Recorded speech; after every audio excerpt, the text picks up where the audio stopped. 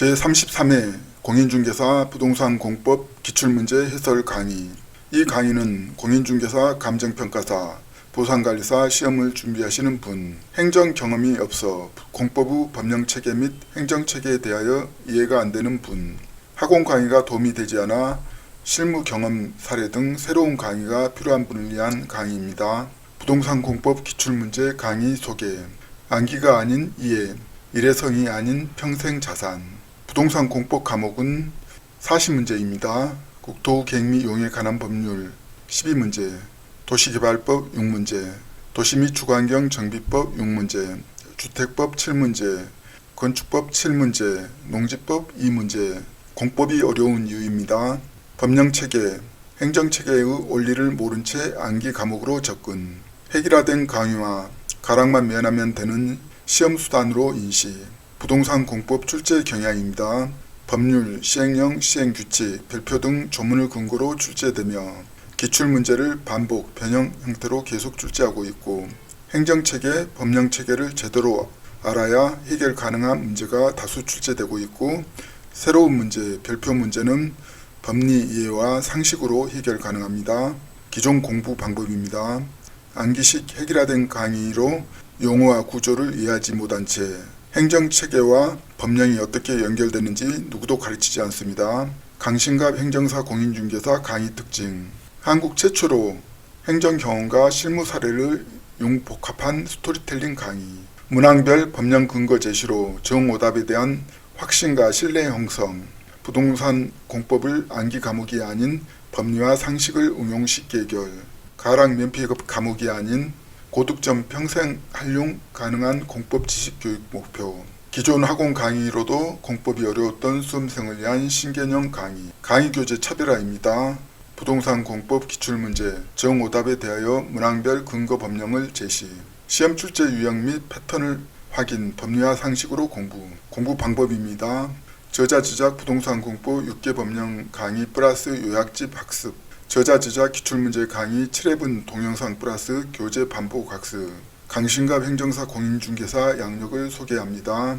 행정사, 공인중개사, 보상관리사, 현직 6년차, 도시계획, 개발제한구역, 토지수용팀장 등 경기도청 30여 년 근무, 단국대 부동산 건설대학원 부동산학 석사, 법학사, 대한행정사의 교수 이총 및 공무원, 행정사 등 공법 사례 강의 다수.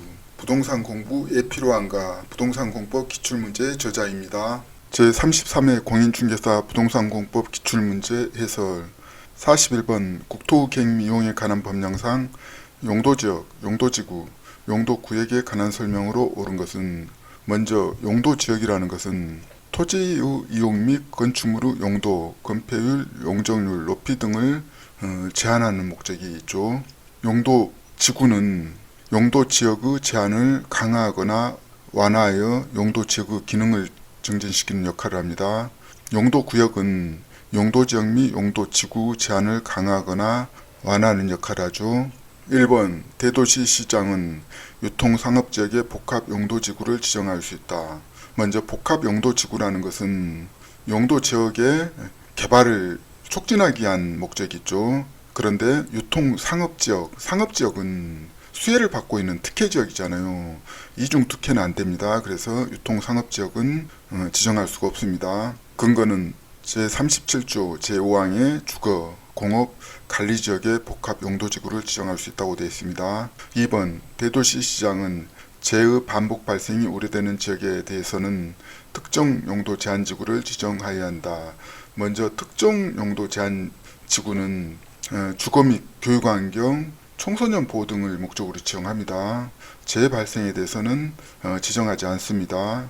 관계없어서 오답. 3번 용도지역 안에서 건축물의 용도 종류 및 규모 제한에 대한 규정은 도시군 계획시설에 대해서도 적용된다. 오답인데요. 도시군 계획시설은 도시군 관리계획으로 결정할 때 건축물의 용도 종류를 미리 지정하기 때문에 도시군 계획시설에 대해서 제한이 적용되지 않습니다. 적용된다는 오답. 4번 공유수면의 매립 목적이 그 매립구역과 이웃하고 있는 용도지역의 내용과 다른 경우 그 매립 준공구역은 이웃하고 있는 용도지역으로 지정된 것으로 본다. 먼저 용도지역의 내용과 다른 경우는 분쟁이 일어날 수가 있잖아요. 분쟁이 일어나기 때문에 공론화 절차를 거쳐서 지정을 하는 건데 그 공론화 절차가 도시군 관리계획으로 결정하는 것을 말합니다. 그래서 이웃하고 있는 용도 지역으로 지정된 것으로 본다는 오답이 되겠습니다. 5번 택지개발 촉진법에 따른 택지개발지구로 지정 고시된 지역은 국토계획 미용에 관한 법률에 따른 도시적으로 결정 고시된 것으로 본다. 정답인데요. 근거는 국토계획법 제42조에 나와 있죠. 제1항에 보면은 각호 어느 하나의 구역으로 지정 고시된 지역은 이 법에 따른 도시적으로 결정 고시된 것으로 본다.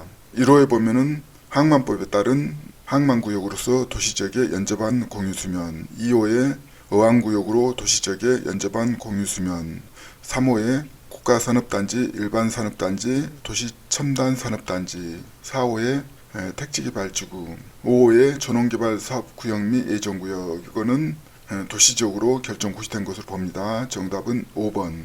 42번 국토계획미용에 관한 법령상 개발행위 허가에 관한 설명으로 옳은 것은 먼저 개발행위 허가라는 것은 토지를 개발할 때 도시계획 차원에서 그 적정성을 검토해서 허가 유무를 결정하는 것을 말합니다. 1번 사방사업법에 따른 사방사업을 위한 개발행위를 허가하려면 지방도시계획위원회 심의를 거쳐야 한다. 먼저 사방사업은 산사태 등 긴급한 경우에 사업을 하는 거기 때문에 지방도시계획위원회 심의를 거치지 않아도 됩니다. 근거는 59조에 나와 있는데요. 이 항에 단 각호 어느 하나에 해당하는 개발행위는 중앙 지방도시계획위원회 심의를 거치지 않습니다. 1호부터 7호까지 나와 있는데요. 7호에 산림자원의 조성 및 관리에 관한 법률에 따른 산림사업 및 사방사업법에 따른 사방사업을 위한 개발행위는 지방 중앙도시계획위원회 심의를 받지 않습니다. 2번 토지의 일부가 도시군 계획시설로 지형 도면 고시가 된 당해 토지의 분할은 개발행위 허가를 받아야 한다. 먼저 도시계획시설로 지형 도면 고시가 된 토지는 분할할 때 경미한 변경이기 때문에 개발행위 허가를 받지 않습니다. 근거는 53조에 나와 있는데요. 5호에 토지 분할해가지고 라목에 토지의 일부가 도시군 계획시설로 지형 도면 고시가 된 당해 토지의 분할, 경미한 변경이 해당이 되죠. 3번 국토교통부 장관은 개발행위로 인하여 주변의 환경이 크게 오염될 우려가 있는 지역에서 개발행위 허가를 제한하고자 하는 경우 중앙도시계획위원회 심의를 거쳐야 한다. 먼저 중앙도시계획위원회, 지방도시계획위원회 심의를 거치는 것이 5종류가 있습니다. 근거는 63조에 나와 있는데요. 1호부터 5호까지 중앙 지방도시계획위원회 심의를 거쳐서 3년 이내 기간 동안 개발행위 허가를 제한할 수가 있는데 1호하고 2호는 보존지역입니다. 1호는 수목이 집단적으로 자라고 있는 지역, 2호는 주변의 환경, 경관, 미관 및 국가유산 등이 크게 오염되거나 손상될 우려가 있는 지역이고 3호 도시군 기본계획, 도시군 관리계획, 계획지역이고 4호는 지구단위 계획지역, 5호는 기반시설 부담구역, 계획지역입니다. 4번 시도지사는 기반시설 부담구역으로 지정된 지역에 대해서는 10년간 개발행위 허가를 제한할 수 있다. 개발행위 허가 제한은 1호부터 5호까지 3년 동안 제한할 수가 있죠. 그런데 계획지역 3호부터 5호까지는 중앙지방도시계획위원회 심의를 받지 않고 2년간 연장할 수가 있습니다. 기반시설 부담구역은 총 3년 플러스 2년 해가지고 5년 개발행위 제한이 가능하기 때문에 10년은 틀립니다. 5번 토지의 분할을 위한 개발행위 허가를 받은 자는 그 개발행위를 마치며 시도지사의 준공검사를 받아야 한다. 먼저 준공검사 대상이 토지 분할은 해당되지 않는데 해당되는 것은 1호부터 3호까지입니다. 건축물의 건축 또는 공작물의 설치, 토지의 형질 변경, 토속의 채취만 준공검사 대상이고 4, 5 토지 분할하고 5 녹지지역, 관리지역, 자연환경 보존지역에 물건을 1개월 이상 쌓아놓는 행위는 준공검사 대상이 아닙니다. 정답은 3번. 43번 국토계획미용에 관한 법령상 성장관리계획에 관한 설명으로 옳은 것은 먼저 성장관리계획이라는 것은 개발 욕구가 심한 녹지지역, 관리지역, 농림지역에 지정해서 난개발을 예방하고 계획적인 개발을 유도하는 지역입니다. 1번 시장 또는 군수는 공업지역 중 향후 시가가 예상되는 지역의 전부 또는 일부에 대하여 성장관리계획 구역을 지정할 수 있다. 공업지역은 대상이 아닙니다. 근거는 75조 이에 녹지지역, 관리지역, 농림지역, 자연환경 보전지역만 성장관리계획을 수립할 수가 있습니다. 2번 성장관리계획 구역 내 생산 녹지지역에서는 30% 이하의 범위에서 성장관리계획으로 정하는 바에 따라 건폐율을 안하여 적용할 수 있다. 원래는 생산 녹지지역은 건폐율이 20%인데 성장관리계획 구역을 지정하면은 30% 이하의 범위에서 건폐율을 안하에 적용할 수 있습니다. 근거는 국토계획법 75조 3에 나와 있죠. 1호의 계획관리지역은 원래는 40%인데 50% 이하.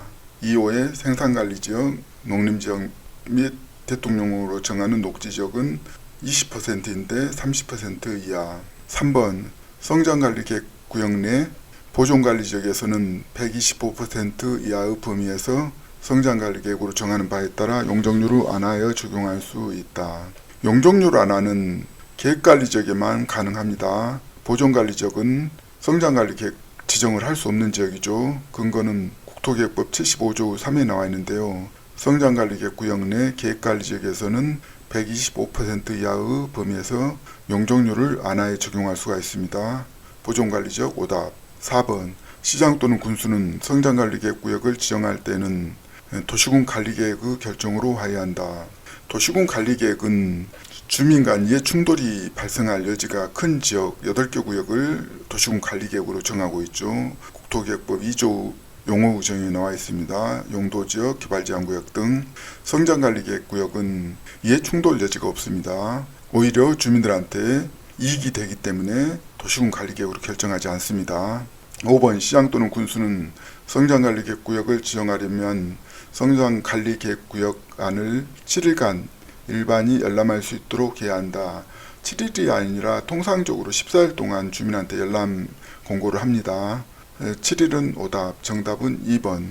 44번 국토계획 미용에 관한 법령상 개발행위 허가를 받은 자가 행정처인 경우 개발행위에 따른 공공시설의 기속에 관한 설명으로 옳은 것은 먼저 공공시설의 기속은 행정처인 경우와 행정처이 아닌 민간인인 경우가 다릅니다. 1번 개발행위 허가를 받은 자가 새로 공공시설을 설치한 경우 새로 설치된 공공시설은 그 시설을 관리할 관리청에 무상으로 기속된다. 이거는 행정청이든 행정청이 아니든 똑같습니다. 옳고 2번 개발행위로 용도가 폐지되는 공공시설은 새로 설치한 공공시설의 설치 비용에 상당하는 범위에서 개발행위 허가를 받은 자에게 무상으로 양도할 수 있다. 이거는 행정청이 아닌 경우에 해당이 되는데요. 행정청인 경우는 폐지되는 공공시설을 어떤 기관이 갖고 있든 다 국가가 갖고 있는 거잖아요. 그렇기 때문에 상관이 없습니다. 무상으로 기속이 됩니다. 근거는 제65조에 나와 있습니다. 3번 공공시설의 관리청이 불분명한 경우 하천에 대하여는 국토교통부 장관을 관리청으로 본다. 이 문제는 행정체계에 대한 문제인데요. 하천에 대한 관리권은 환경부 장관이 가지고 있죠. 그래서 환경부 장관이 관리청이 됩니다. 국토교통부 장관은 오답. 4번 관리청에 기속되거나 개발행위 허가를 받은 자에게 양도될 공공시설은 준공검사를 받음으로써 관리청과 개발행위 허가를 받은 자에게 각각 기속되거나 양도된 것으로 본다. 이거는 행정청이 아닌 민간인인 경우가 해당이 되는데요. 근거는 65조에 나와 있습니다. 제5항에 행정청인 경우는 개발행위가 끝나 준공검사를 마친 때에는 해당 시설의 관리청에 공공시설의 종류와 토지의 세목을 통지하여야 하고 이 경우 공공시설은 그 통지한 날에 해당 시설을 관리할 관리청과 개발행위 허가를 받은 자에게 각각 기속된 것으로 봅니다. 행정청이 아닌 경우 오답. 5번 개발행위 허가를 받은 자는 국토교통부 장관의 허가를 받아 그에게 기속된 공공시설의 처분으로 인한 수익금을 도시군 계획사업 외의 목적에 사용할 수 있다. 이거는 법리와 상식에 맞지 않는 겁니다. 도시군 계획사업 외의 목적에 사용할 수가 없습니다. 오답. 정답은 1번. 45번 국토계획미용에 관한 법령상 강역계획권에 관한 설명으로 옳은 것은 먼저 강역계획권이라 하면은 강역계획권 후 장기 발전 방향을 제시하기 위해서 권역을 지정합니다. 1번 강역계획권이 둘 이상의 도우 관할구역에 걸쳐 있는 경우 해당 도지사들은 공동으로 강역계획권을 지정하여야 한다. 강역계획권 지정은 두 사람만이 할 수 있습니다. 국토교통부 장관하고 도지사. 강역계획권이 둘 이상의 도에 걸쳐 있을 경우는 국토교통부 장관이 지정을 합니다. 근거는 10조에 나와 있죠. 2번, 강역계획권이 하나의 도 관할 구역에 속하여 있는 경우 도지사는 국토교통부 장관과 공동으로 강역계획권을 지정 또는 변경하여야 한다. 도지사가 지정을 하죠. 근거는 10조에 나와 있습니다. 강역계획권이 도 관할 구역에 속하여 있는 경우는 도지사가 지정하지 공동으로 지정하지 않습니다. 3번, 도지사가 강역계획권을 지정하려면 관계 중앙행정기관의 장의 의견을 들은 후 중앙도시계획위원회의 심의를 거쳐야 한다. 행정체계상 맞지 않습니다. 도지사는 지방도시계획위원회의 심의를 거칩니다. 4번, 국토교통부 장관이 강역계획권을 변경하려면 관계 시도지사, 시장 또는 군수 의견을 들은 후 지방도시계획위원회의 심의를 거쳐야 한다. 행정체계상 국토교통부 장관은 중앙도시계획위원회지 지방도시계획위원회가 아닙니다. 5번, 중앙행정기관의 장, 시도지사, 시장 또는 군수는 국토교통부 장관이나 도지사에게 강역계획권의 지정 또는 변경을 요청할 수 있다. 정답인데요. 중앙행정기관의 장, 시도지사, 시장 또는 군수는 직접 강역계획권을 지정할 수 없기 때문에 국토교통부 장관이나 도지사에게 지정 또는 변경을 요청해야 합니다. 정답은 5번. 46번 국토계획미용에 관한 법령상 도시계획위원회에 관한 설명으로 옳은 것은 먼저 도시계획위원회 설치 목적이 도시계획 관련해서 행정청의 한계를 보완하기 위해서 도시계획위원회를 설치합니다. 1번, 시군구에는 지방도시계획위원회를 두지 않는다. 도시계획 관련 행정청의 한계를 보완하기 위해서 당연히 시군구에도 도시계획위원회를 두고 있습니다. 오답. 2번, 중앙도시계획위원회가 분과위원회에 임하는 사항에 대한 모든 심의는 중앙도시계획위원회의 심의로 본다.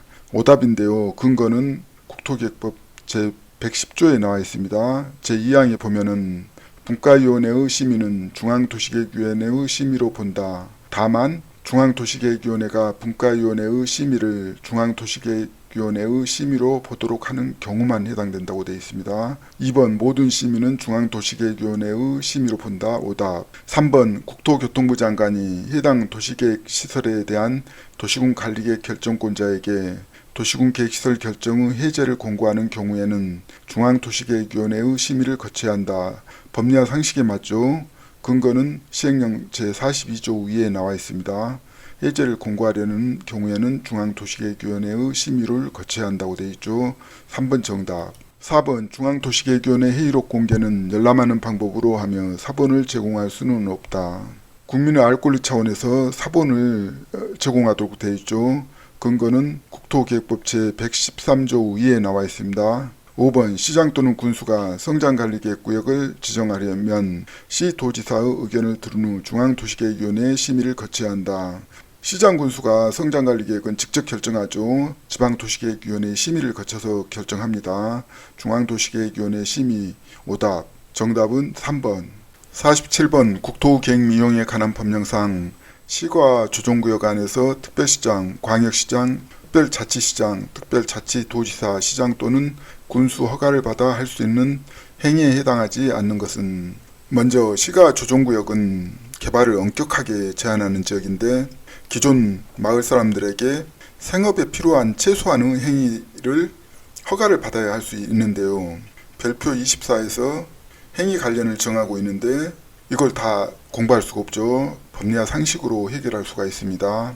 1번, 농업, 임업 또는 어업을 영위하는 자가 관리용 건축물로서 기존 관리용 건축물의 면적을 제외하고 33제곱미터를 초과하는 것을 건축하는 행위. 기존 관리용 건축물을 제외한다고 되어 있잖아요. 법리와 상식에 맞지 않습니다. 그리고 대부분 관리용 건축물이 33제곱미터를 정하고 있죠. 정답이 바로 나왔습니다. 틀린 것 찾는 문제 1번.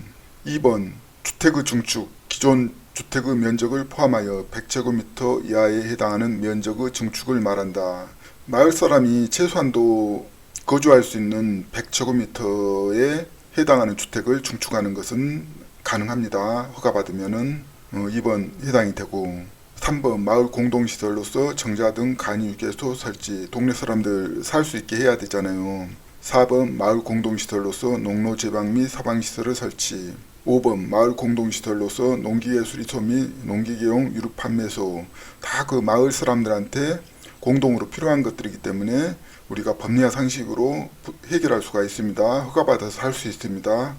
별표 24에 시가 조정구역에서 할 수 있는 행위 열거가 되어 있죠. 정답은 1번.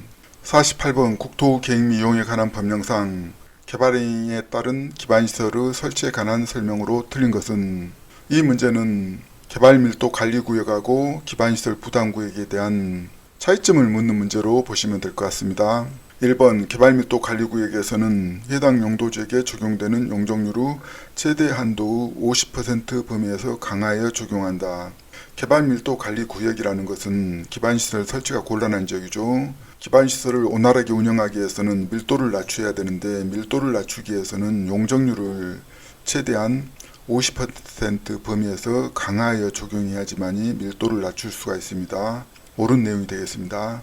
2번 기반시설의 설치가 필요하다고 인정하는 지역으로서 해당 지역의 전년도 개발행위 허가 건수가 전전년도 개발행위 허가 건수보다 20% 이상 증가한 지역에 대하여는 기반시설 부담구역으로 지정해야 한다. 옳은 내용인데요. 기반시설 부담구역으로 지정 대상이 시행령 64조에 나와 있는데 1호에 보면은 개발행위 허가 건수가 20% 이상 증가한 지역이고 인구 증가가 20% 이상 높은 지역입니다. 개발행위 허가하고 인구 증가율이 20% 이상이면은 기반시설 부담구역을 지정할 수 있다고 보시면 될 것 같습니다. 3번 기반시설 부담구역이 지정되면 기반시설 설치 계획을 수립하여야 하며 이를 도시군 관리계획에 반영해야 한다. 옳은 내용인데요. 도시군 관리계획에 기반시설 설치 계획에 대해서 나와 있죠. 그래서 기반시설 부담구역이 지정되면은 도시군 관리계획에 반영을 해야 됩니다. 근거는 67조에 나와 있습니다. 4번 기반시설 설치 계획은 기반시설 부담구역의 지정 고시일부터 3년이 되는 날까지 수립하여야 한다. 틀린 것을 찾는 문제의 정답이 되겠는데요. 기반시설 부담구역 지정을 하면은 1년이 되는 날까지 수립해야 됩니다. 왜냐하면은 기반시설 설치 여부를 신속히 확정하고 토지 소유자, 사업자의 자산권 불확실성을 최소화하기 위함입니다. 1년이 되는 날까지 기반시설 설치 계획을 수립하지 아니하면 그 1년이 되는 날의 다음 날에 기반시설 부담구역의 지정은 해제된 것으로 본다. 4번 3년이 되는 날까지 수립, 틀린 것을 찾는 것이기 때문에 정답입니다. 5번 기반시설 설치 비용의 관리 및 운영을 위하여 기반시설 부담구역별로 특별 회계를 설치해야 한다. 이거는 법리와 상식에 맞죠. 특별 회계를 설치해서 관리합니다. 정답은 4번. 49번 국토계획 및 이용에 관한 법령상 도시지역에서 미리 도시군 관리계획으로 결정하지 않고 설치할 수 있는 시설을 모두 고른 것은, 먼저 도시군 관리계획이라는 것은 토지 등을 이용해서 개발, 정비, 보존하는 계획을 도시군 관리계획이라고 하는데요. 계획에서 이해충돌이 큰 8가지를 국토계획법에서 도시군 관리계획으로 정하고 있습니다. 이해충돌을 완화하기 위해서는 공론화 절차를 거쳐야 되는데요. 공론화 절차라는 게 기초조사도 하고 주민의견 청취, 관계기관 협의, 도시계획위원회 심의를 거쳐서 결정을 합니다. 그런데 주민 간 이해충돌이 크지 않는 사업에 대해서는 굳이 도시군 관리계획으로 결정하지 않아도 되는 시설 등을 시행규칙에서 정하고 있습니다. 기업, 광장, 건축물 부설 광장은 제외한다. 광장에서 건축물 부설 광장이 포함됩니다. 제외한다. 이거는 해당되지 않습니다. 니은 대지 면적이 500제곱미터 미만인 도축장. 도축장은 주민 간 큰 이해관계가 없기 때문에 도시군 관리계획으로 결정하지 않고 설치할 수 있습니다. 디귿 폐기물 처리 및 재활용 시설 중 재활용 시설은 주민 간 이해충돌이 크지 않습니다. 리을 고등교육법에 따른 방송대학, 통신대학 및 방송통신대학, 이거는 주민들이 다 원하죠. 그렇기 때문에 도시군 관리계획으로 결정하지 않고 설치할 수가 있습니다. 정답은 그 4번 니은, 디귿, 리을인데요. 근거는 시행규칙에 나와 있습니다. 6조에 도시군 관리계획 결정 없이 설치할 수 있는 시설 해가지고 4호에 보면은 강장 중 건축물 부설 광장이죠. 그런데 여기는 제한다고 되어 있기 때문에 해당이 되지 않습니다. 다음 강목구 학교 나오죠. 유치원, 특수학교, 대안학교, 방송통신대학. 10호의 다음 강목의 어느 하나에 해당하는 도축장이 있는데 감옥의 대지 면적이 500제곱미터 미만인 도축장은 결정 없이 설치할 수 있는 시설에 해당이 됩니다. 11호에 보면은 폐기물 처리 및 재활용 시설 중 재활용 시설도 해당이 됩니다. 정답은 4번. 50번 국토계획 이용에 관한 법령상 토지의 출입에 관한 규정의 일부이다. 가로에 들어갈 내용을 바르게 나열한 것은. 이 문제는 국토계획법 130조에 관한 문제인데요. 토지의 출입 목적이 개발사업 등을 추진하기 위해서 기초조사 등을 목적으로 출입을 하는데, 이 문제는 2호에 보면은 기반시설 설치 계획에 관한 기초조사 내용이 무엇인지를 찾는 문제가 되겠습니다. 제130조 토지의 출입 등 제1항의 국토교통부 장관, 시도지사, 시장 또는 군수나 도시군계획시설 사업의 시행자는 당 각호 행위를 하기 위하여 필요하면 타인의 토지에 출입하거나 타인의 토지를 재료 적치장 또는 임시통로로 일시 사용할 수 있으며, 특히 필요한 경우에는 나무, 흙, 돌, 그 밖의 장애물을 변경하거나 제거할 수 있다. 이론은 생략되어 있는데요. 이론은 도시군계획, 강역도시계획, 군계획에 관한 기초조사입니다. 2호 기억리은 및 제67조 제4항에 따른 기반시설 설치계획에 관한 기초조사. 기반시설 설치계획에 관한 기초조사가 무엇인지를 찾는 문제가 되겠는데요. 1번 기반시설 부담구역, 성장관리계획구역. 성장관리계획구역은 기반시설 설치계획에 포함이 안되죠. 2번 성장관리계획구역, 시가조정구역. 두 개 다 포함이 안됩니다. 3번 시가조정구역, 기반시설 부담구역. 시가조정구역 포함이 안되죠. 4번 개발밀도관리구역, 시가조정구역. 시가조정구역은 포함이 안됩니다. 5번 기업 개발밀도관리구역, 니은 기반시설 부담구역. 정답입니다. 정답은 5번. 51번 국토계획 이용에 관한 법령상 시장 또는 군수가 도시군 기본계획의 승인을 받으려 할 때 도시군 기본계획 안에 첨부하여야 할 서류에 해당하는 것은. 먼저 도시군 기본계획을 시장 군수가 수립하면은 도지사의 승인을 받아야 되죠. 도지사 승인 받을 때 첨부 서류를 찾는 문제가 되겠습니다. 1번 기초조사 결과. 도시군 기본계획 수립할 때 기초조사를 하죠. 당연히 기초조사 결과를 첨부해야 됩니다. 1번 정답. 2번 청문회의 청문조서. 청문이라는 것은 행정청에서 불리한 처분을 받을 때 기회를 한번 주는 거죠. 도시군 기본계획에 포함되지 않습니다. 오답. 3번 해당 시군 및 도의회의 심의 의결 결과. 시의회의 의견 청취 결과를 제출하지 도의회의 심의 의결 결과 관련이 없습니다. 오답. 4번 해당 시군 및 도 지방도시계획위원회의 심의 결과. 지방도시계획위원회 자문 결과를 제출하게 돼 있지, 도의 지방도시계획위원회 심의 결과, 심의하지도 않았는데 어떻게 결과를 제출합니까? 오답. 5번 관계 중앙행정기관의 장과의 협의 및 중앙도시계획위원회 심의에 필요한 서류. 시장군수가 도지사한테 승인받은 때 중앙행정기관, 중앙도시계획위원회 관계없습니다. 오답. 근거는 시행령 제17조에 나와 있는데요. 제1항에 보면은 시장 또는 군수는 도시군 기본계획의 승인을 받으려면 도시군 기본계획 안에 당 각호 서류를 첨부하여 도지사에게 제출해야 한다. 1호 기초조사 결과. 문제 1번 정답 맞죠? 2호 공청회 개최 결과. 공청회 개최하죠. 반드시 결과를 제출하게 되어 있습니다. 3호 시군의 의회의 의견 청취 결과를 제출하게 되어 있죠. 4호 지방도시계획위원회 자문을 거친 경우에는 그 결과를 제출하게 되어 있고, 5호 관계 행정기관의 장과의 협의 및 도 지방도시계획위원회 심의에 필요한 서류. 정답은 1번. 52번 국토계획 이용에 관한 법령상 용도 지역별 용적률의 최대 한도에 관한 내용이다. 가로에 들어갈 숫자를 바르게 나열한 것은. 먼저 용도지역에서 가장 중요한 요소가 용적률하고 건폐율인데요. 용적률에 대해서 시험에 자주 출제가 되고 있죠. 용적률은 하나의 규칙을 알면은 쉽게 풀 수 있습니다. 첫 번째 주거지역은 준주거지역이 맥시멈이 500%이죠. 두 번째 계획관리지역은 100%, 농림지역은 80%이죠. 그래서 정답은 3번 500, 100, 80이 정답인데요. 근거는 국토계획법 시행령 85조에 나와 있는데요. 용적률을 계산할 때 규칙이 있습니다. 규칙을 알면은 쉽게 풀 수 있습니다. 주거적은 6가지로 되어 있죠. 1종 전용, 2종 전용, 1종 일반, 2종 일반, 3종 일반, 준주거 해가지고 50씩 플러스 되는데 6호 준주거적 500% 이하인데요.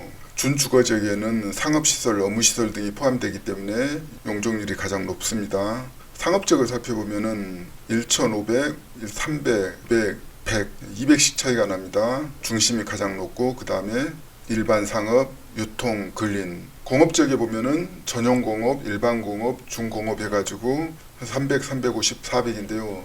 중공업적은 주거시설, 상업시설 등이 포함이 되죠. 그래서 용적률이 400%입니다. 보존녹지는 80, 생산녹지는 100, 자연녹지는 100이고 보존관리, 생산관리, 계획관리, 농림, 자연환경은 다 80인데 계획관리적만 100%입니다. 정답은 3번.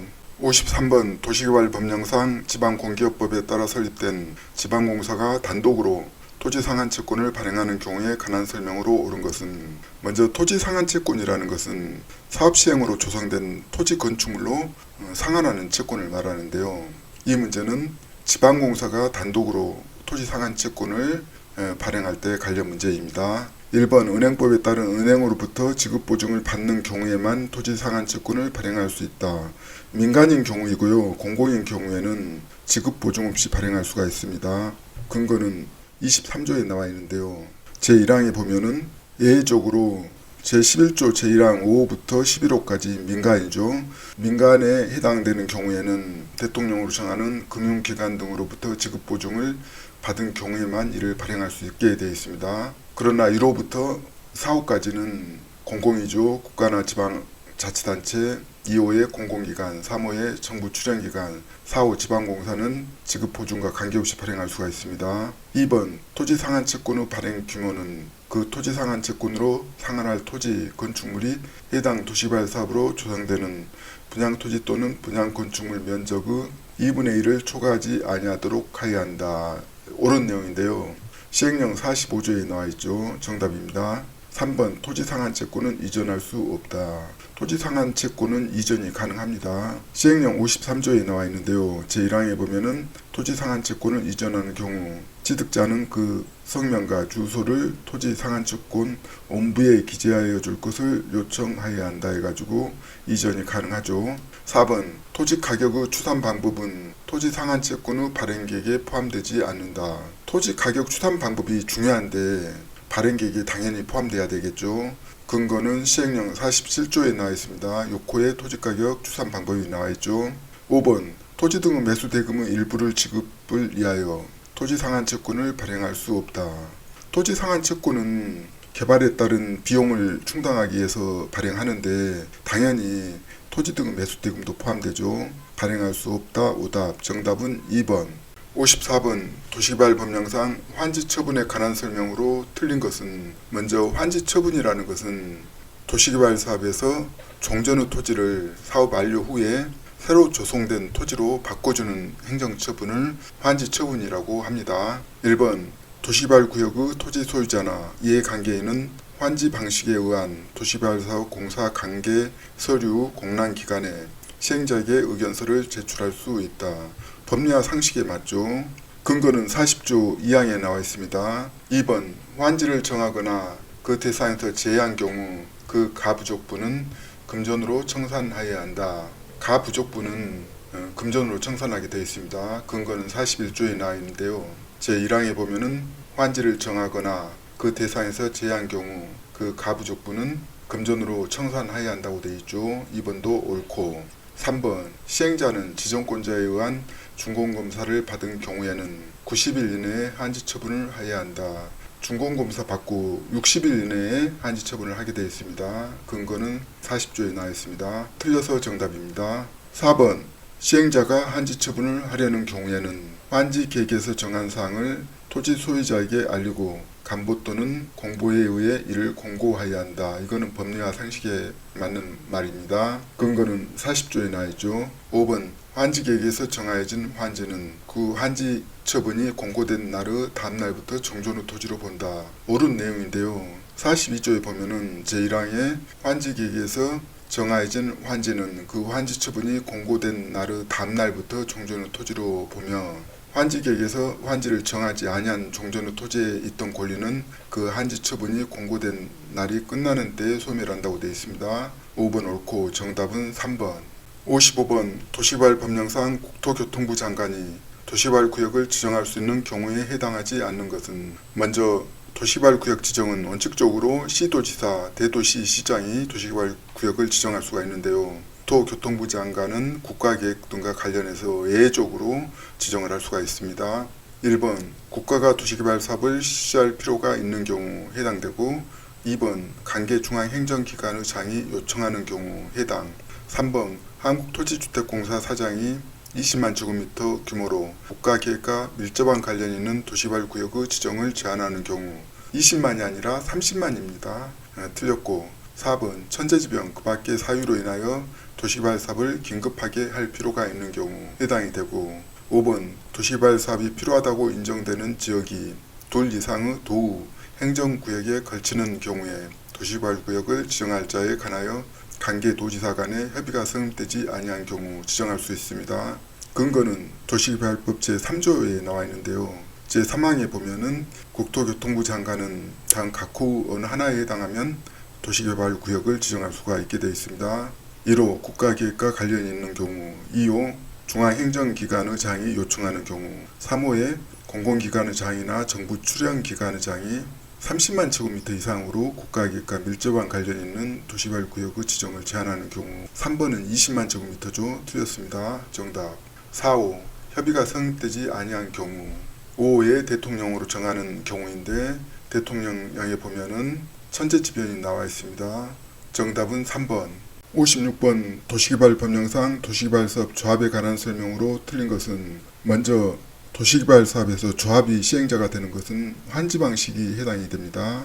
1번 조합은 그 주된 사무소의 소재지에서 등기를 하면 성립한다. 옳은 내용입니다. 근거는 15조에 나와 있죠. 주된 사무소의 소재지에서 등기를 하면 성립한다. 1번 옳고 2번 주된 사무소의 소재지를 변경하려면 지정권자로부터 변경 인가를 받아야 한다. 주된 사무소 소재지 변경은 경미한 변경에 해당이 되기 때문에 변경 인가가 아니라 신고사항입니다. 근거는 시행령 제30조에 나와 있습니다. 경미한 사항을 변경하는 경우란 각호 경우를 말한다고 되어 있는데 1호에 주된 사무소 소재지를 변경하는 경우 2호에 공고 방법을 변경하는 경우 경미한 변경에 해당돼서 신고를 해야 합니다. 3번 조합 설립의 인가를 신청하려면 해당 도시개발 구역의 토지 면적의 3분의 2 이상에 해당하는 토지 소유자와 그 구역의 토지 소유자 총수 2분의 1 이상의 동의를 받아야 된다. 옳은 내용이 되겠습니다. 면적 3분의 2 이상, 총수 2분의 1 이상 동의를 받아야 합니다. 근거는 13조에 나와 있습니다. 4번 조합의 조합원은 도시개발 구역의 토지 소유자로 한다. 토지 소유자가 조합원이 됩니다. 옳고 5번 조합의 설립인가를 받은 조합의 대표자는 설립인가를 받은 날부터 30일 이내에 주된 사무소 소재지에서 설립 등기를 하여야 한다. 이것도 옳은 내용이죠. 대부분 조합 관련해서는 똑같은 내용을 적용합니다. 30일 이내에 주된 사무소 소재지에서 설립 등기. 옳고 정답은 2번. 57번 도시개발 법령상 도시개발 사업 시행자로 지정될 수 있는 자에 해당하지 않는 것은 먼저 도시개발 사업에서는 11조에서 시행자를 1호부터 11호까지 정하고 있는데요. 1호부터 4호까지는 국가 등 공공이고 5호부터 11호까지는 민간이 해당됩니다. 1번 국가 해당이 됩니다. 2번 한국부동산원법에 따른 한국부동산원. 부동산원은 도시개발 사업 시행자가 아닙니다. 부동산 가격 관련 업무라든가 감정평가 업무를 대행하고 있습니다. 3번 한국수자원공사법에 따른 한국수자원공사 해당이 됩니다. 4번 한국관광공사법에 따른 한국관광공사 시행자 해당이 됩니다. 5번 지방공기업법에 따라 설립된 지방공사 해당이 됩니다. 정답은 2번인데요. 근거는 11조에서 정하고 있습니다. 제1항에 보면은 도시개발 사업의 시행자는 당 각호의자 중에서 지정권자가 지정한다. 다만 도시개발 구역의 전부를 환지 방식으로 시행하는 경우에는 제5의 토지 소유자나 제6호의 조합을 시행자로 지정한다 해가지고 1호부터 4호까지는 공공입니다. 1호 국가나 지방자치단체 문제 1번이 해당이 되죠. 2호에 대통령으로 정하는 공공기관, 대통령으로 정하는 공공기관에 한국토지주택공사, 한국수자원공사, 한국농어촌공사, 한국관광공사, 철도공사 등이 포함됩니다. 문제 2번 한국감정원은 평가기관으로 규정이 없습니다. 3호 정부 출연기관, 4호 지방공기업법에 따라 설립된 지방공사, 문제 5번에 해당이 되죠. 정답은 2번 한국부동산원입니다. 58번 도시개발법령상 환지 방식으로 시행하는 도시개발사업 개발계획의 경미한 변경에 관한 규정의 일부이다. 가로에 들어갈 숫자를 바르게 나열한 것은 먼저 계획을 변경할 때 경미한 변경에 해당이 되면 간소한 절차로 계획을 변경할 수 있는데요. 이 문제는 시행령에서 정하는 경미한 변경 기준을 찾는 문제가 되겠습니다. 근거는 도시개발법 시행령 제7조 문제가 되겠습니다. 1호에 보면은 환지 방식을 적용하는 지역의 면적 변경이 단 강목의 어느 하나에 해당하는 경우 해가지고 감옥에 편입되는 토지의 면적이 종전 환지 방식이 적용되는 면적의 100분의 5 이상인 경우, 남옥에 제외되는 토지의 면적이 종전 환지 방식이 적용되는 면적의 100분의 10 이상인 경우 제외됩니다. 경미한 변경에서 10%가 많이 나오기 때문에 10%를 반드시 인식을 해야 됩니다. 다목, 편입 또는 제외되는 면적이 각각 3만 제곱미터 이상인 경우, 3만 제곱미터 이상인 경우는 경미한 변경에서 제외됩니다. 라목, 토지의 편입이나 제외로 인하여 환지 방식이 적용되는 면적이 종전보다 100분의 10 이상 증감하는 경우, 100분의 10 이상, 이것도 10%죠. 정답은 4번 13, 10이 되겠습니다. 59번 도시 및 주거환경 정비 법령상 사업 시행자가 국민주택 규모 주택을 건설하여야 하는 경우 그 주택의 공급 및 인수에 관한 설명으로 틀린 것은, 먼저 국민주택 규모라는 것은 85제곱미터 이하를 말하죠. 전용 면적. 1번 사업 시행자는 건설한 국민주택 규모 주택을 국토교통부 장관, 시도지사, 시장, 군수, 구청장 또는 토지주택공사 등에 공급하여야 한다. 옳은 내용인데요. 근거는 제55조에 나와 있죠. 제1항에 보면은 사업 시행자는 국민주택 규모 주택을 국토교통부 장관, 시도지사, 시장, 군수, 구청장 또는 토지주택공사 등에 공급해야 한다고 되어 있죠. 2번 사업 시행자는 인수자에게 공급해야 하는 국민주택 규모 주택을 공개 추첨 후 방법으로 선정해야 한다. 만약에 공개 추첨으로 하지 않으면 사업 시행자가 안 좋은 주택 입지만 공급하게 되겠죠. 그것을 방지하기 위해서 공개 추첨 방법으로 선정합니다. 2번 옳고, 3번 선정된 국민주택 규모 주택을 공급하는 경우에는 시도지사, 시장, 군수, 구청장 순으로 우선하여 인수할 수 있다. 옳은 내용인데요. 만약에 시도지사, 시장, 군수, 구청장이 국민주택 규모를 인수할 수 없는 경우에 시도지사는 국토교통부 장관에게 인수사 지정을 요청해야 합니다.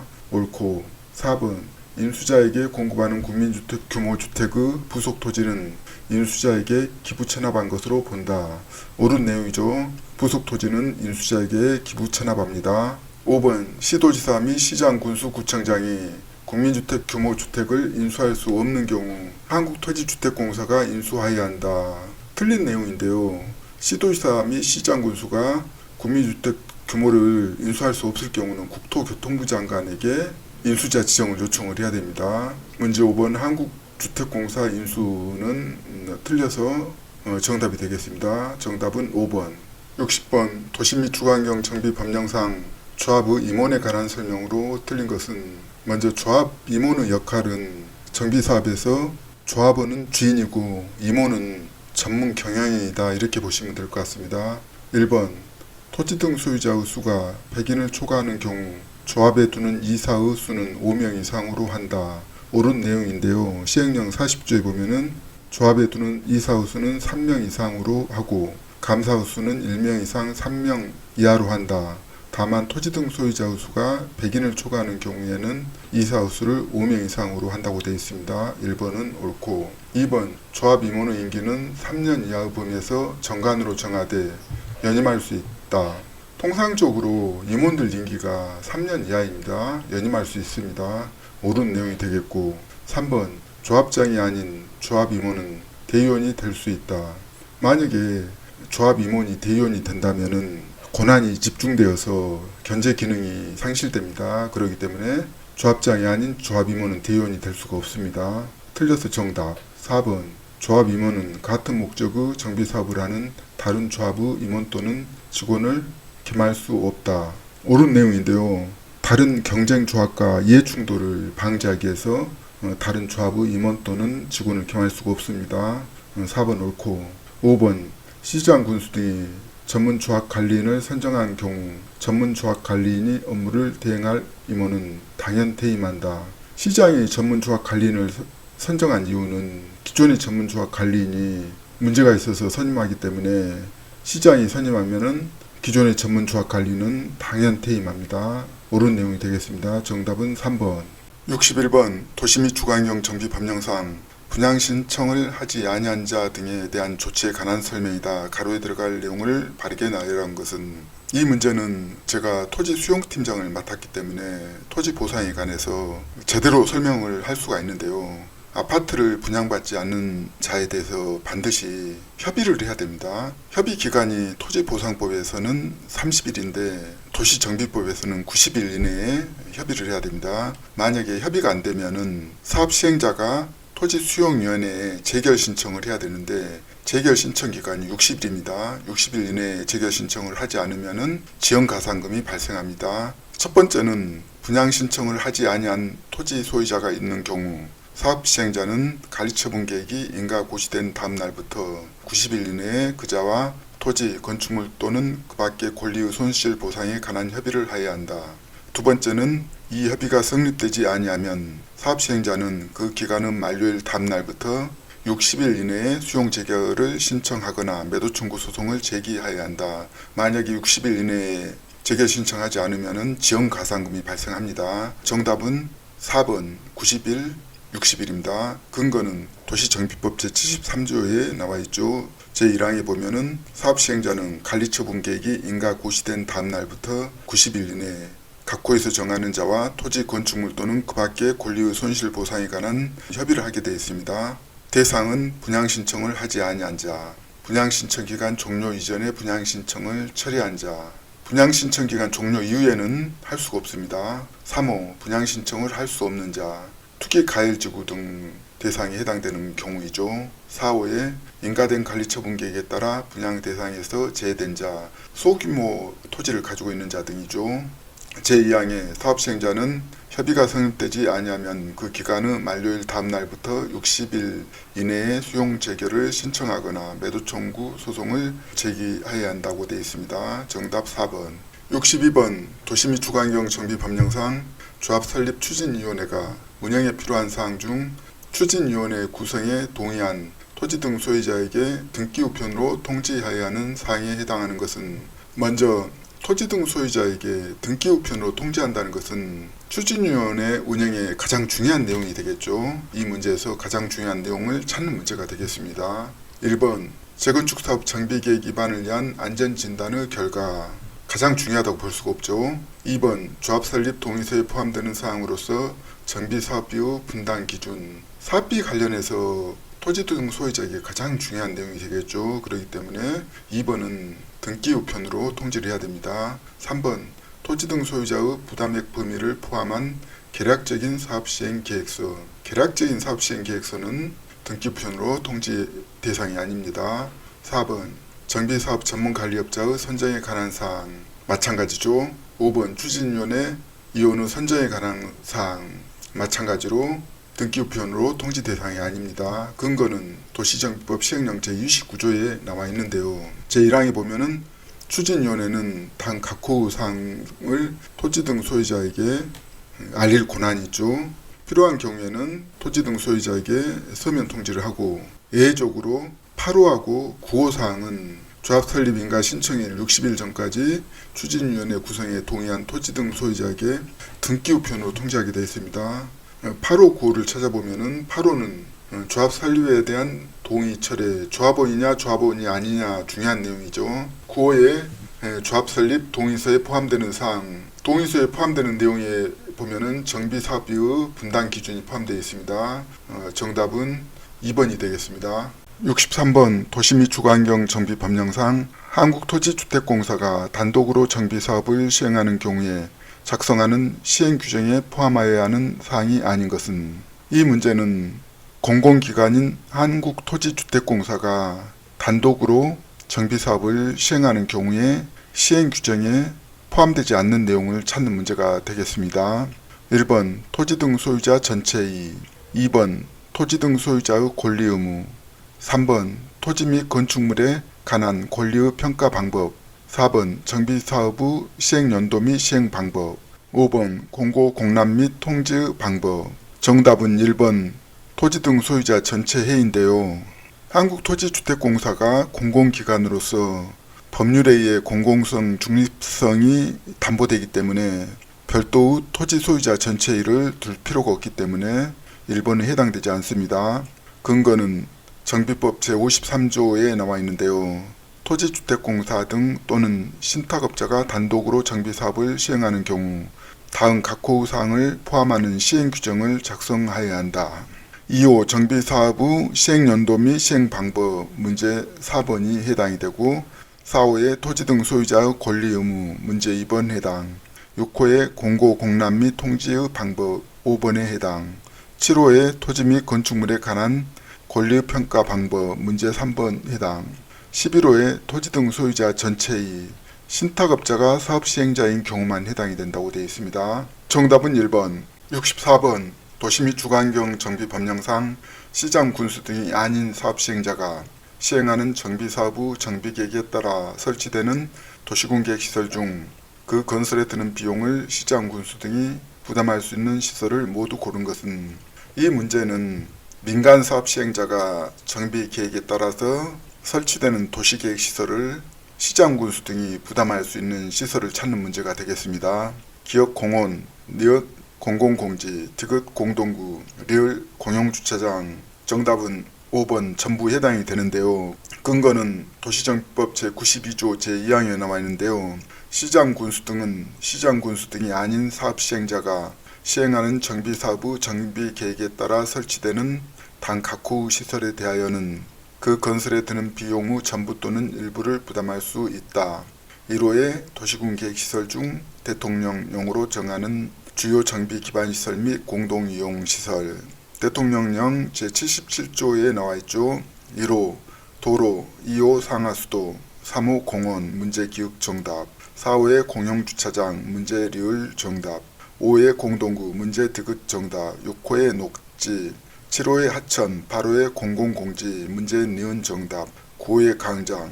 정답은 5번. 65번 주택법령상 도시형 생활주택 중 아파트형 주택으로 인정받기 위한 요건으로 옳은 것을 모두 고른 것은, 이 문제는 2025년도 1월 20일 법령 개정으로 소형 주택에서 아파트형 주택으로 바뀌었습니다. 아파트형 주택에 해당되는 것을 찾는 문제가 되겠습니다. 기억, 세대별 주거 전용 면적은 60제곱미터 이하일 것. 해당되지 않습니다. 니은, 세대별로 독립된 주거가 가능하도록 욕실 및 부엌을 설치할 것.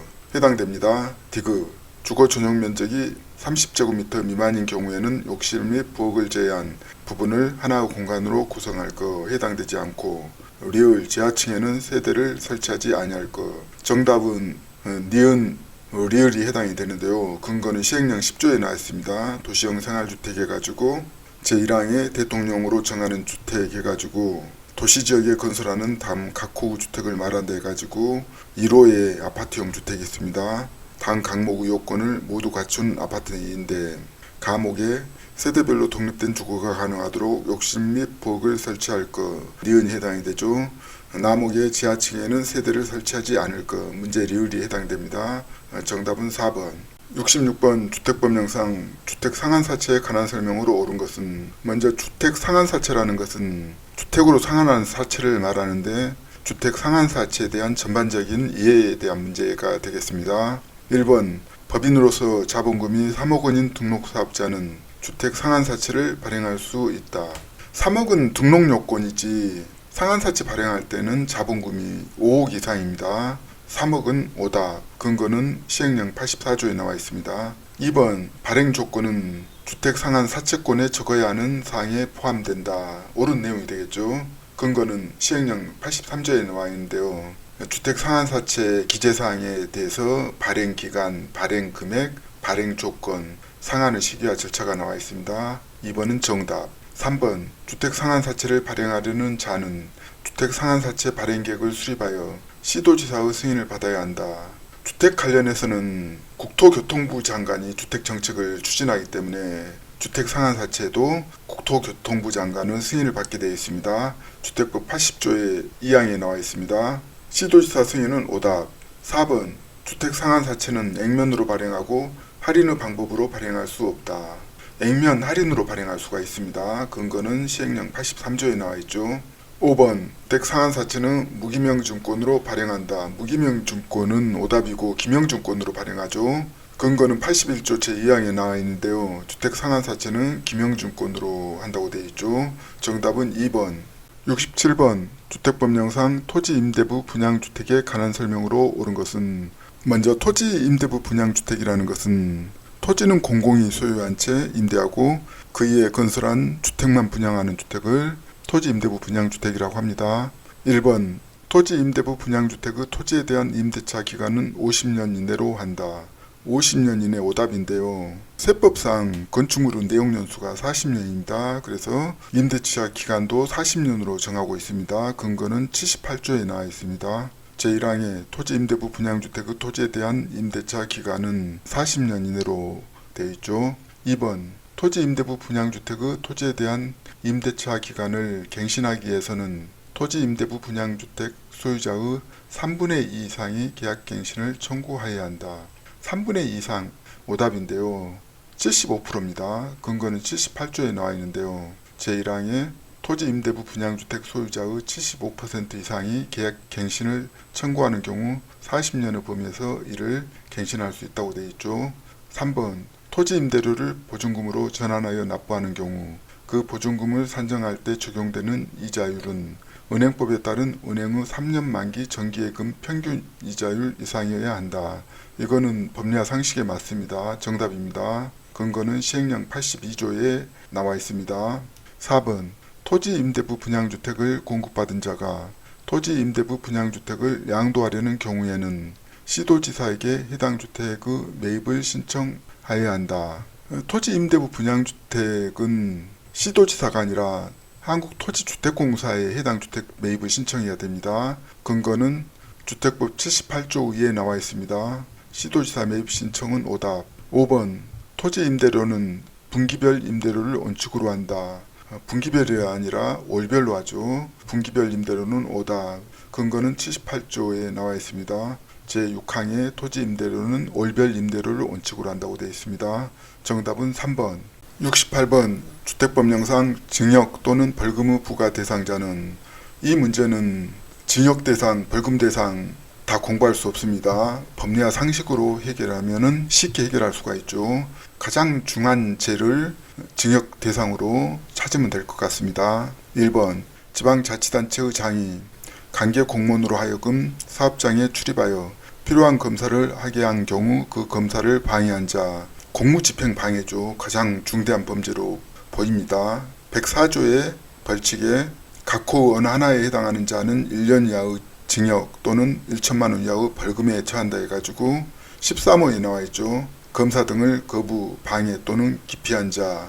1번은 정답입니다. 2번 공동주택 품질점검단의 점검에 따르지 아니한 사업주체. 사업주체가 점검에 따르지 않았다고 징역까지 살 대상이 아니죠. 가태료 대상입니다.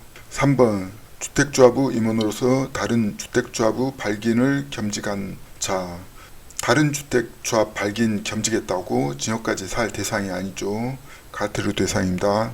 4번 국토교통부 장관이 거주 의무자의 실제 거주 여부를 확인하기 위하여 소속 공무원으로 하여금 분양가 상한제 적용 주택에 출입하여 조사하게 한 경우 그 조사를 기피한 자, 조사 기피했다 해서 징역까지 살 대상이 아니죠. 가태료 대상입니다. 5번 공동주택 품질점검단의 점검 결과에 따라 사용검사권자로부터 보수, 보강 등의 조치명령을 받았으나 이를 이행하지 아니한 사업주체, 보수, 보강 조치명령 이행하지 않았다고 징역살 대상이 아니죠. 가태료 대상입니다. 정답은 1번.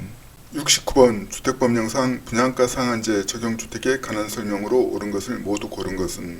먼저 분양가 상한제 적용 주택은 공공택지에서 건설 공급되는 주택이 대부분이죠. 기업, 도시형 생활주택은 분양가 상한제 적용 주택에 해당하지 않는다. 옳은 내용인데요.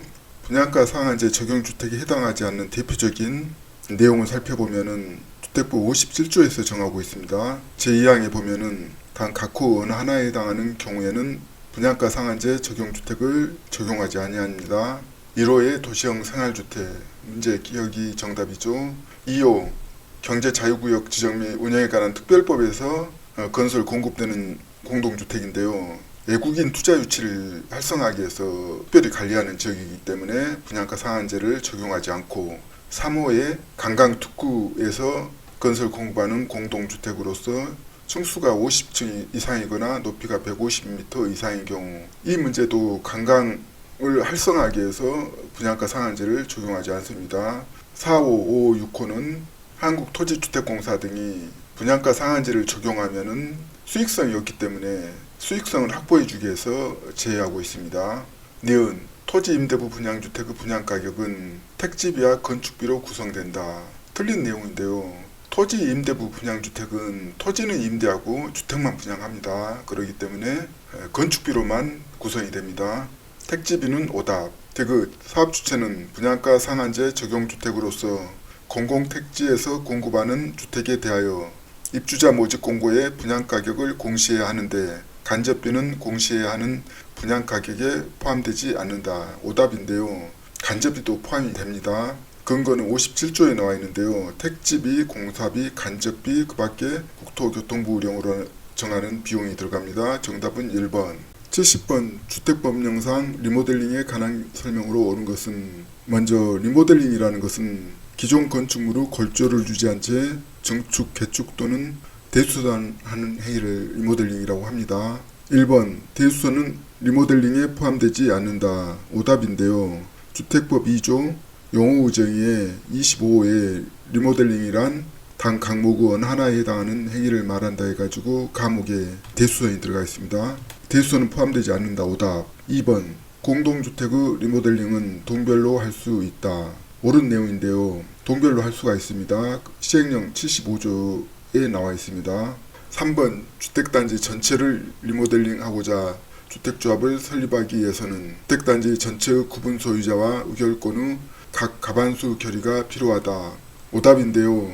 근거는 11조에 나와 있죠. 제3항에 주택을 리모델링하기 위하여 주택조합을 설립하려는 경우 구분 소유자와 의결권의 결의를 증명하는 서류를 첨부해서 시장군수 구청장의 인가를 받아야 하는데요. 1호에 주택단지 전체를 리모델링하고자 하는 경우에는 주택단지 전체의 구분 소유자와 의결권의 각 3분의 2 이상의 결의 및 각 동의 구분 소유자와 의결권의 각 과반수 결의를 받게 되어 있습니다. 과반수 결의는 오답. 4번 공동주택 리모델링의 허가는 시도지사가 한다. 시도지사가 아니라 시장군수 허가를 받아서 합니다. 근거는 66조 제1항에 나와 있습니다. 시장군수 구청장은 허가를 받게 되어 있지 도지사가 동네 사업하는데 끼어들 수 없습니다. 시도지사 오답. 5번 리모델링 주택조합 설립에 동의한 자로부터 건축물을 취득하였더라도 리모델링 주택조합 설립에 동의한 것으로 보지 않는다. 리모델링 주택조합 설립에 동의한 자로부터 건축물을 취득했으면 당연히 동의한 것으로 봅니다. 이거는 법리와 상식에 맞습니다. 보지 않는다는 오답. 정답은 2번. 71번 주택법령상 시도지사에게 임한 국토교통부 장관의 권한이 아닌 것은. 이 문제는 제가 경험한 행정 경험에 의하면은 국토교통부 장관이 시도지사에게 권한을 넘겨달라고 정부에서 요청을 해도 어떤 권한을 넘겨주겠습니까? 생색내는 권한은 절대 안 넘겨주겠죠. 골치 아픈 내용을 넘겨주겠죠. 생색내는 업무를 찾는 내용이 되겠습니다. 1번 주택건설 사부 등록. 가장 생색내는 업무가 등록 업무죠. 정답 1번이고 2번 주택건설 사업자의 등록 말소. 등록 말소 민원이 많이 발생하죠. 이런 것들은 넘겨줘도 무방하겠죠. 3번 사업계획 승인을 받아 시행하는 주택건설 사업을 완료한 경우 사용검사. 현장에 가서 사용검사를 직접 해야 되니까 넘겨줘도 무방하죠. 4번 사업계획 승인을 받아 시행하는 주택건설 사업을 완료한 경우 임시사용 승인. 이것도 마찬가지죠. 현장에서 직접 시도지사에게 맡겨도 무방하죠. 5번 주택건설 사업자의 영업의 정지. 영업의 정지하면은 엄청난 민원 발생하죠. 소위 생색내는 것은 넘겨주지 않고 민원 발생하고 현장에서 직접 뛰어야 되는 업무는 넘겨준다. 이렇게 보시면 될 것 같습니다. 근거는 주택법 제89조에 나와 있고요. 권한의 이임 위탁, 그리고 권한의 이임이 관련해서는 주택법 시행령 90조에 나와 있습니다. 정답은 1번이 되겠습니다. 72번 건축법령상 안전영향평가기관이 안전영향평가를 실시할 때 검토해야 하는 사항에 해당하지 않는 것은, 이 문제는 법리와 상식으로 충분히 해결할 수 있는 문제가 되겠습니다. 1번 해당 건축물에 적용된 설계 기준 및 하중 적정성. 당연히 해당되죠. 2번 해당 건축물의 하중 저항 시스템의 해석 및 설계의 적정성 해당이 되고, 3번 집안조사 방법 및 지내력 산정 결과의 적정성 해당이 되죠. 4번 굴착공사에 따른 지하 수위 변화 및 집안 안정성에 관한 사항 당연히 해당이 되겠죠. 5번 해당 건축물의 안전영향평가를 위하여 지방건축위원회가 결정하는 사항. 지방건축위원회가 결정한 사항은 안전영향평가 기관이 영향평가할 때 필요한 내용이 아니죠. 정답은 5번인데요. 근거는 시행령 제10조 3에 나와 있습니다. 제3항에 허가권자로부터 안전영향평가를 의뢰받은 기관은 단 각호 항목을 검토하여야 한다 해가지고 1호부터 5호까지 나와 있죠. 정답은 5번. 73번 건축법령상 대지안의 피난 및 소화에 필요한 통로 설치에 관한 규정의 일부이다. 가로에 들어갈 숫자를 바르게 나열한 것은, 이 문제는 건축법 시행령 41조 대지안의 피난 및 소화에 필요한 통로 설치에 관한 문제가 되겠습니다. 제1항 건축물의 대지안에는 그 건축물 바깥쪽으로 통하는 주된 출구와 지상으로 통하는 피난 계단 및 특별 피난 계단으로부터 도로 또는 공지로 통하는 통로를 다음 각호의 기준에 따라 설치하여야 한다. 1호 통로의 너비는 다음 각목의 구분에 따른 기준에 따라 확보할 것.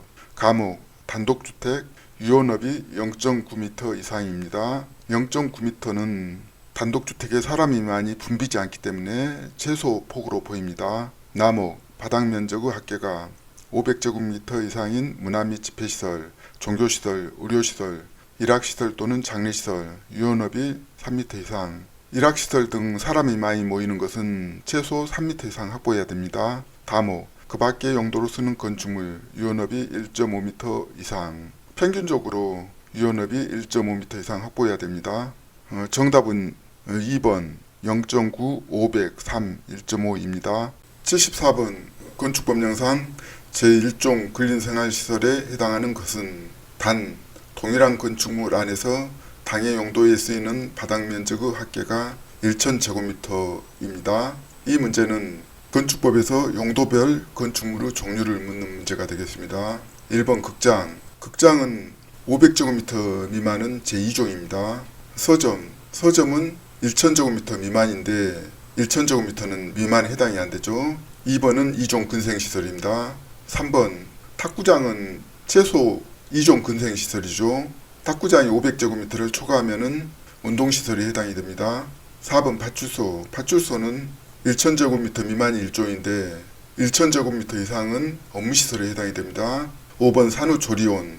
정답인데요. 1종 근린생활시설은 주민생활과 밀접한 관련이 있는 시설이죠. 의원, 치과의원, 한의원, 침술원, 적골원, 조산원, 안마원, 산후조리원 등 면적과 상관없이 원자 들어가면은 일종 근린생활시설이다 이렇게 보시면 될 것 같습니다. 정답은 5번. 75번 건축법령상 결합 건축을 할 수 있는 지역 구역에 해당하지 않는 것은 먼저 결합건축은 2개 이상의 대지를 묶어서 용적률을 통합하여 적용하는 건축물을 말합니다. 1번 국토계획이용에 관한 법률에 따라 지정된 상업지역 가능합니다. 상업지역에 2번 역세권의 개발 및 이용에 관한 법률에 따라 지정된 역세권 개발구역 역세권 개발구역도 가능합니다. 3번 건축협정구역 가능합니다. 4번 특별가로구역 결합 건축을 할 수 없는 지역인데요. 특별가로구역이라는 것은 특정 가로를 중심으로 고밀도 복합개발을 할 수 있도록 도시계획에 따라 특별히 지정된 구역을 말합니다. 해당 사항이 없습니다. 5번 리모델링 활성화구역 가능합니다.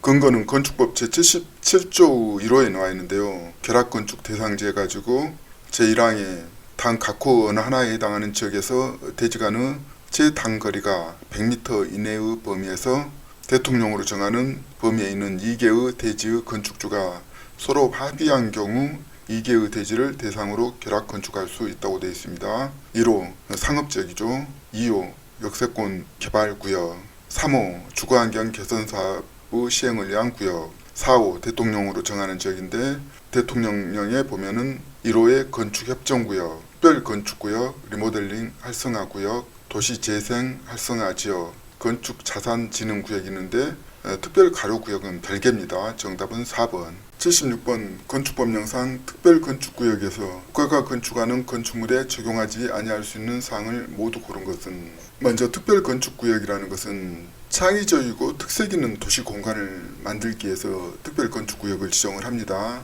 기업 건축법 제42조 대지의 적용에 관한 사항 국가가 건축하는 건축물에 적용하지 아니할 수 있는 사항에 해당이 됩니다. 니은 건축법 제44조 대지와 도로 관계에 관한 사항 해당되지 않습니다. 대지와 도로 관계는 디귿 건축법 제57조 대지의 분할 제한에 관한 사항 분할 제한 사항도 해당되지 않습니다. 리을 건축법 제58조 대지안의 공제에 관한 사항 해당이 되는데요. 정답은 3번 기억하고 리을이 되는데 근거는 건축법 70조에 나와 있습니다. 특별건축구역에서 건축기준 등의 특례사항을 적용하여 건축할 수 있는 건축물은 다음 각호의 어느 하나에 해당되어야 한다 해가지고 1호에 국가 또는 지방자치단체가 건축하는 건축물 73조에 살펴보면은 관계 법령의 적용 특례가 있습니다. 제1항에 보면은 특별건축구역에 건축하는 건축물에 대하여 다음 각호를 적용하지 아니할 수 있다 해가지고 42조가 적용에 관한 사항이죠. 58조가 대지안의 공제에 관한 사항인데 44조, 57조는 적용 특례사항에 포함되어 있지 않습니다. 정답은 3번. 77번 건축법령상 건축물의 면적 등의 산정 방법에 관한 설명으로 틀린 것은 먼저 건축물 면적 산정에서 제외하는 것을 찾으면은 쉽게 해결할 수가 있는데요. 예를 들어서 필수 안전 설비 공간이라든가 공익적, 환경적, 조성 공간 이런 것들은 제외합니다. 1번 공동주택으로서 지상층에 설치한 조경시설의 면적은 바닥 면적에 산입하지 않는다. 옳은 내용이죠. 근거는 시행령 119조에 나와 있습니다. 2번 지하주차장의 경사로의 면적은 건축 면적에 산입한다. 지하주차장 경사로는 필수 안전 설비 공간이죠. 건축 면적에 산입하지 않습니다. 근거는 119조에 나와 있죠. 건축 면적 산입은 틀려서 정답입니다. 3번 태양열을 주된 에너지원으로 이용하는 주택의 건축 면적은 건축물의 외벽 중 내층 내력벽의 중심선을 기준으로 한다. 옳은 내용입니다. 시행규칙 제43조에 그대로 나와 있습니다. 4번 용적률을 산정할 때는 지하층의 면적은 연면적에 산입하지 않는다.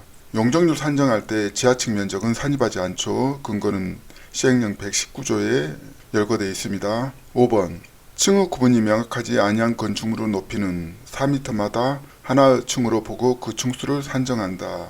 옳은 내용이죠. 근거는 시행령 제119조에 나와 있습니다. 정답은 2번.